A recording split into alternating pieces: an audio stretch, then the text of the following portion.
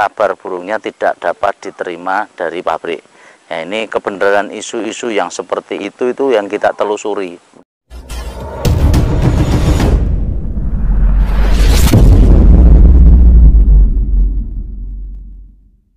Assalamualaikum warahmatullahi wabarakatuh.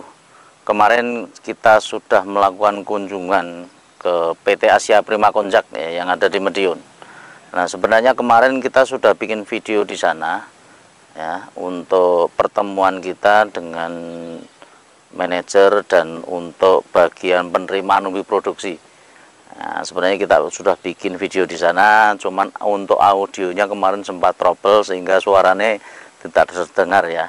Untuk hari ini kita coba membuat video tentang hasil kunjungan kita kemarin ke PT Asia Prima Konjak.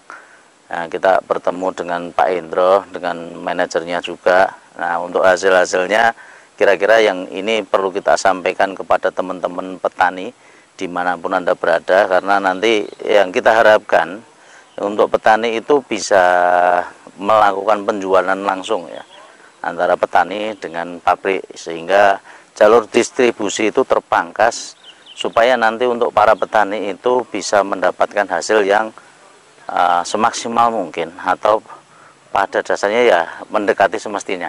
Itu yang kita harapkan. Nah, kemarin kita coba sharing ya sama beliau-beliau, dan kita sekaligus juga untuk tunjukkan kepada semua pemirsa, karena banyak di luar sana itu isu-isu gejolak dan sebagainya, umbi porang itu untuk apa, apakah masih laku dan sebagainya. Makanya kita main ke sana, kita tunjukkan ini ialah pabriknya, salah satu pabriknya yang ada di Indonesia, dan kapasitasnya ini sungguh luar biasa, karena untuk tahun yang kemarin itu volumenya 80 ton per hari, dan ini di-upgrade untuk tahun ini ke 180 ton per hari. Ini membutuhkan berapa hektar lahan yang harus ditanami, sehingga jangan khawatir kalau ada isu-isu porang itu tidak laku. Ada yang sebagian dari teman-teman yang membuat konten yang kurang jelas dan tidak ada manfaatnya, dan adanya mungkin postingan-postingan di media sosial yang tentang harga porang tidak laku, dan ada yang kemarin ada postingan yang harga 2.500, apakah itu benar atau tidak ya. Ini yang perlu kita sampaikan dan kita garis bawahi. Intinya dari pabrik sendiri untuk sampai dengan hari ini itu belum menentukan harga. Nah, sampai dengan hari ini itu belum menentukan harga sama sekali. Kemungkinan untuk harga akan disampaikan pada bulan 4. Di awal bulan 4 pabrik itu mulai start penerimaan umbi produksi. Ini yang pertama yang perlu kita sampaikan, ialah di bulan 4 baru ada harga dan pabrik mulai terima yang namanya umbi produksi. Ini yang pertama. Terus yang kedua, nah, ini berkaitan dengan yang namanya registrasi lahan.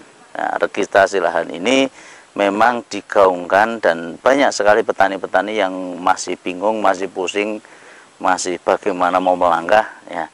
Pada dasarnya kemarin kita tanyakan apakah registrasi itu harus dan sebagainya ya. Intinya untuk registrasi lahan itu memang dianjurkan dari pemerintah ya. Sementara ketentuan-ketentuannya nanti bagaimana, ini dari perusahaan pun juga belum mengetahui ya, belum mengetahui ya. Kita secara otomatis beredar bahwa nanti bila tidak ada registrasi lahan itu secara kabar burungnya tidak dapat diterima dari pabrik.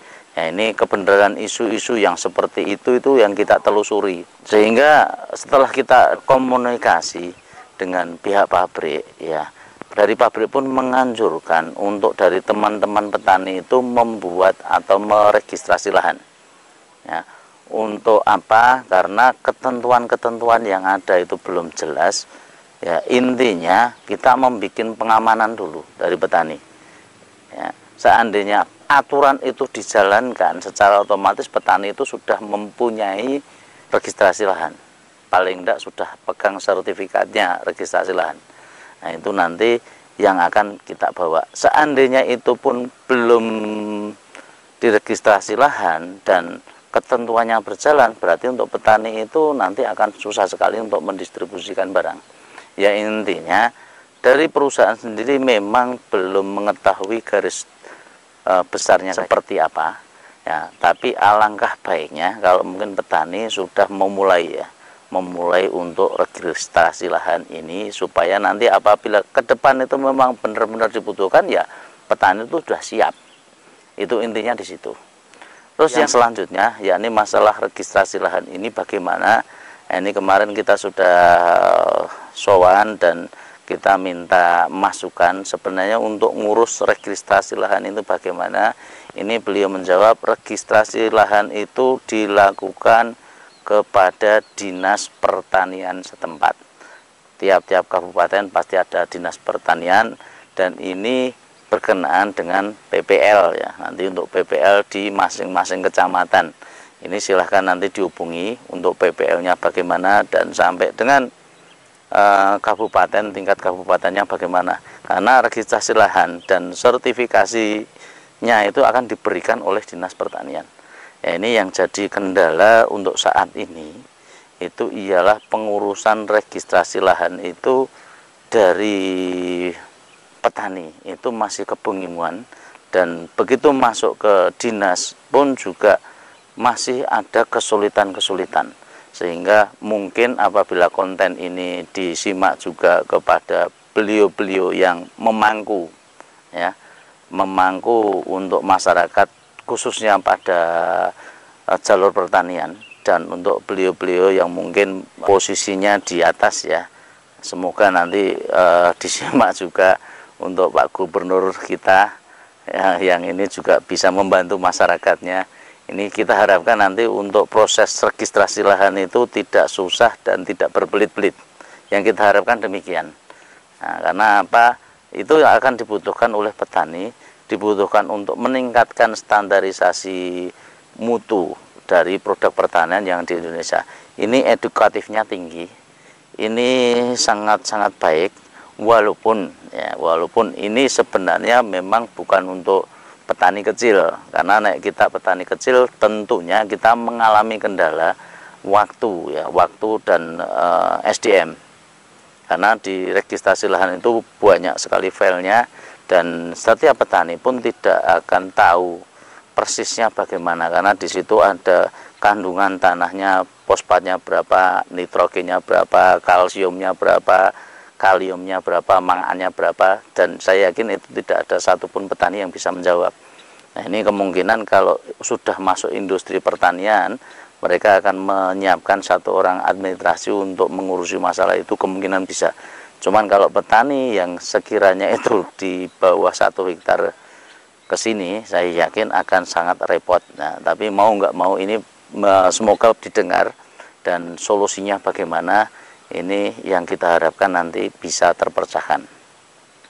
Untuk registrasi lahan sudah, untuk penerimaan sudah, yang selanjutnya ialah untuk hasil kunjungan kita kemarin ke sana itu kita mengharap seperti tadi dikatakan di awal, untuk petani itu bisa direct langsung dari petani untuk hasilnya dibawa ke pabrik, sehingga untuk petani mendapatkan harga yang maksimal.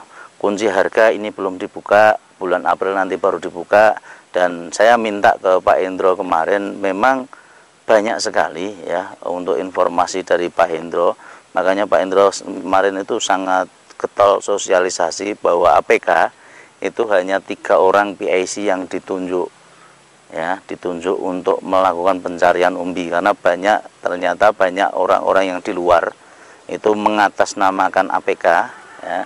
Akhirnya banyak petani juga yang hilang barangnya. Ini yang tidak diharapkan oleh dari pihak perusahaan.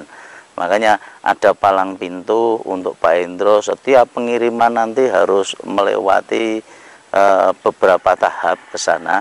Ada satpam, ada pintu gerbang di sana, dan setiap barang harus memang menginformasikan kepada pihak PIC, antara lain salah satunya Pak Hendro sendiri, bahwa kita mau kirim barang itu ke sana, dan untuk teknisnya bagaimana nanti silahkan WA di sini ya. Ini untuk mereka-mereka yang menginginkan pengiriman barang dan sebagainya, yang jelas teknis-teknisnya itu Dan untuk gambaran ya, untuk pabriknya sangat luar biasa, besar sekali, apalagi untuk saat ini memang ditingkatkan ya, untuk kapasitasnya sampai dengan 180 ton per hari ya. Kita bisa bayangkan kira-kira kalau 1 hektar itu dapat berapa ton dan hasilnya itu berapa ton. Karena kemarin banyak juga viewer kita yang di Jawa maupun di luar Jawa sudah menghubungi kita. Nanti untuk distribusinya tolong nanti dikondisikan. Nah, kemarin saya sudah sampaikan ke Pak Indro, istilahnya silahkan diurus dulu untuk registrasi lahan dan sebagainya. Terus yang keduanya nanti siap sekali membantu memberikan kuota yang diharapkan memang dari pabrik itu, memang dari petani bisa direk langsung, tapi tidak melalui orang-orang tertentu yang nanti menjadi rentetan panjang, sehingga petani itu juga teredukasi ya, terdidik, teredukasi bagaimana proses dari penanaman sampai pemanenan dan juga untuk sampai dengan pendistribusian. Yang jelas diharapkan kemarin ya, nanti untuk panen-panen di bawah bulan 7, nanti untuk kemasan pakainya waring ya, dipakainya waring yang karung bolong-bolong. Kemarin yang saya upload ya, tempatnya Mbak Ogi yang jual pulsa dan peralatan yang lain, nanti silakan dihubungi ya, nomor teleponnya Mbak Ogi ini untuk hasil panen waring ya. Itu harus pakai karung yang bolong-bolong, itu di bawah bulan 7. Di atas bulan 7 boleh pakai karung biasa karena kadar airnya sudah kering ya, rawan untuk busuknya saat ini masih banyak ya. Mungkin itu ya hasil dari kunjungan kita kemarin.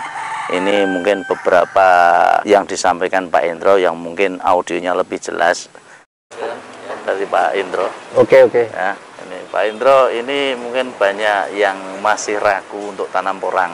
Yang jelas saya sowan ke sini ini untuk viewer-viewer yang di seluruh Indonesia ini, biar tahu pabriknya kayak apa dan apakah benar porang itu diolah oleh pabrik kan itu.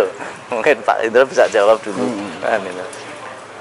Ya memang alhamdulillah ya, dengan sudah sampai sini ini saya juga terima kasih supaya teman-teman follower OMG Solo Porang bisa sampai di pabrik APK, supaya bisa mewacanakan bahwa ini loh pabriknya yang ngolah porang jenengan semua ya. Meskipun nggak semua kita punya kuota ya, karena ada terbatas ya. Tapi yang jelas pabrik ini siap untuk menerima porang dari segala penjuru petani di mana-mana. Monggo, salam buat OMG Solo Porang. Semangat. Mungkin dari kita cukup itu dulu. Terima kasih. Bila ada salah kata mohon maaf. Bila taufiq wal hidayah. Wassalamualaikum warahmatullahi wabarakatuh.